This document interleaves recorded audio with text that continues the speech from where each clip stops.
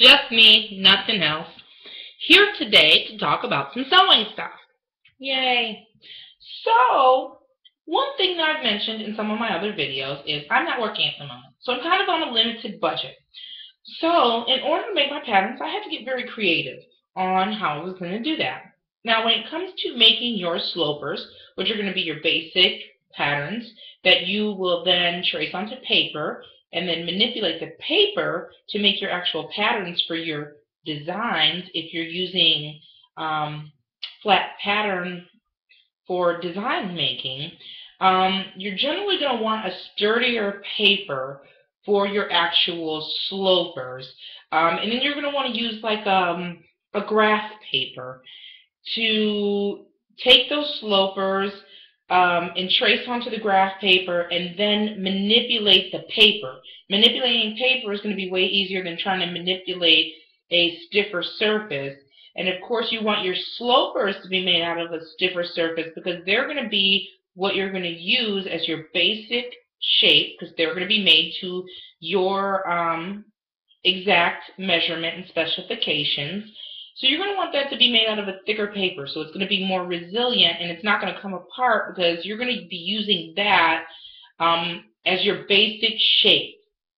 So, like I said, I had to get very creative with how to get kind of stiffer paper. I really don't have the resources to be able to buy the nice I actually can't think of the technical term for it, but it's like a cardboard, kind of a stiffer cardboard. And when I was in school, what we do is we take those and we just hang them up, and so you'd have all of your slopers all hung up. And then when you got ready to make a design, based on what design you were going to make, you would grab the sloper that was most appropriate for that. You take that sloper, place it down on graph paper. You trace that sloper out on the graph paper, and then you would literally manipulate the paper because paper is much easier to cut and move. Because when you're manipulating, sometimes you need to manipulate darts, and in order to manipulate things, sometimes you have to cut into the paper and actually manipulate the paper itself and then tape it back into place and then draw other lines. So I just wanted to show you guys kind of my economical way of getting the paper for my slopers. I don't have any paper at the moment to actually do my designs as far as graph paper because I'm really working on just making all of my slopers. I am working on making a one dart bodice sloper. I'm working on making a 2-dart bodice sloper. Then I'm going to work on making a princess seam bodice sloper. I'm going to do a basic skirt sloper that I could use as a separate skirt or that I could attach to the bodice to make like a shift dress. Then I'm also going to make one because whenever you're making like suiting separates or suiting skirts, there's a little bit of a different fit for that. So I will do a sloper for suiting separates and, actual suits because I really enjoy making suits and kind of a business girl, so I think business suits are very important to have. Alright, so to get into my small tutorial. So in order to make my patterns, and this is the one, not my patterns, my slopers. This is my most recent sloper. Now, I haven't drawn any of my grain lines or any of that on there, which I will do, because you want to make sure that you're laying your fabric in a certain direction. But this is going to be my 1-dart bodice sloper. I took all my measurements for my body because I would like to be able to sew for myself for the first time, because when I was in school, I sewed for everybody else and not myself. So it's going to be really nice to actually make clothing for me. So this is my 1-dart bodice sloper. Now, I showed you guys a 2-dart bodice sloper, I believe, before, but that was just an example sloper. It's not really made for my body measurements, so I'm going to make another one. And pretty much what I'm going to do is I'm going to take this, I'm going to lay it down on more paper, I'm going to trace it, and then I'm going to draw a line from here across. I'm going to cut that, and I'm going to manipulate it. And I'm going to have my 2-dart one, okay? So that pretty much is that. But as you can see, I've got kind of a stiffer paper here that I've got this on. And what I did is I got some grocery bags from my local grocery market. If you go to places like Whole Foods or a lot of the more health-conscious grocery stores, I would say, they tend not to deal with plastic bags. They tend to deal with paper because paper is biodegradable. And the paper that they use is 100% recycled paper, most of them, as you'll see. So I feel like I'm being environmentally conscious by using this. But I've got a grocery store near me named Mariano's. Just a small plug for Mariano's. I really like them. They're kind of like a Whole Foods, but a little bit cheaper. Okay? So what I do is, of course, this one bag is not going to be big enough to make some of my designs, especially if I'm looking to make like a dress design or a very full skirt design. So what I do is I get these bags. Okay, you can grab them from Jewel's or Kroger's, or I've lived in a couple different states, so you know I know there's grocery stores everywhere. But just get paper bags, definitely not plastic bags. And they've got these handles on them. The handles are very easily removable. You don't have to worry about that. Literally, grab the tab and pull. Got removed very easily, didn't it? Grab tab, pull. Grab a tab, pull. Grab a tab and pull. Now sometimes you'll have these little wicked ends. No big deal, just rip them off. Nothing to be deterred by, right? Then you've just kind of got a plastic bag with a paper bag with no handles. So what are we going to do with that, Monica? Because that's my real name, just so you guys know. Well, what I do is I take the bottom, okay? And you see there's always going to be the smooth end of the bottom, and then there's going to be the folded end of the bottom. So I take the folded end of the bottom, and there's always going to be kind of this line in the middle where the bag is going to come to its flattest point. So I take that, and I just fold that up, and what I really want to do is get the two ends, here we go, to meet each other. Okay? Now normally I'll put it flat, so let me readjust my camera here so you guys can see what I'm doing, because I'm going to need the table to be kind of sturdy for me. There we go. Alright, so what I do then is I just kind of fold it over. I get my hands in there, and I want to make sure that I get it really, really flat, and I just kind of crease it down with my fingers. Now I want to make sure that I'm getting it right on that edge, so I get my fingers in there, I push in, I make sure I've got it real good, and then I flatten, flatten, flatten. And I do that again. Get my fingers in there. Can you guys see where my fingers are here? I kind of smooth it on down and make sure I got it right in the middle.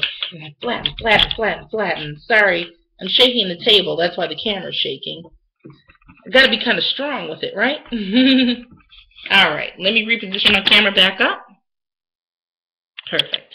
Alright, so now I've just kind of got a flat bag, right? Completely flat with no seams on either side because I kind of tucked it in. And I've got this little duck bill. Ooh, I'm a duck. I'm a duck. It kind of looks like a duck bill, right?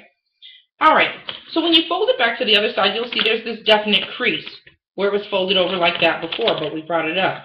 But that crease line is the perfect line for us to cut the bottom part of the bag off without having to cut through the side of the bag on up and try and cut all the way around the bottom and cut that out, because you're going to get a mess if you do that, okay? So just do it this way where you fold it over, you find that nice seam in it, which is originally there, and then you're literally just going to cut along that seam, and that's going to cut off the entire bottom part of the bag without much effort on your part, right?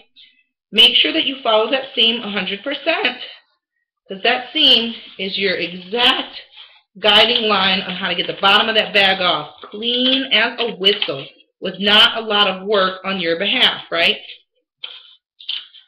Oh, and it's sad because I'm cutting off the 100% recycled part of the bag there, but, you know, it's got to go. I can't use it in my designing. There we go. Bottom of the bag, completely gone. Check that out. Could you imagine how much work it would have been to try and cut that off? Now you got a weird bottom of the bag. I don't know if you want to use it for anything. My cat likes it. I throw him on the ground and let him kind of roll around in him. He'll try and fit his whole fat body in there. It's kind of funny to watch. It entertains me. So I'll put that on the floor, and I'll let him play with it. Now what we've got is just this piece of a top of a bag, right? And I know you're thinking, oh, gosh, that doesn't look like you can do anything with it. But you can.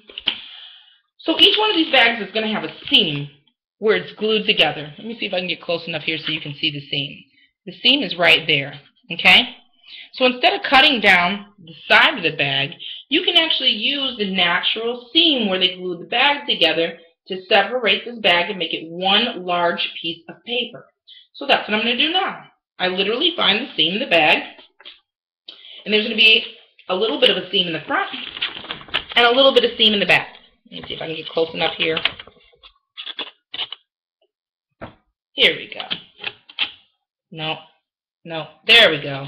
So I got a little flap on the inside there, and then on the outside I'll have a little flap too right there. Perfect.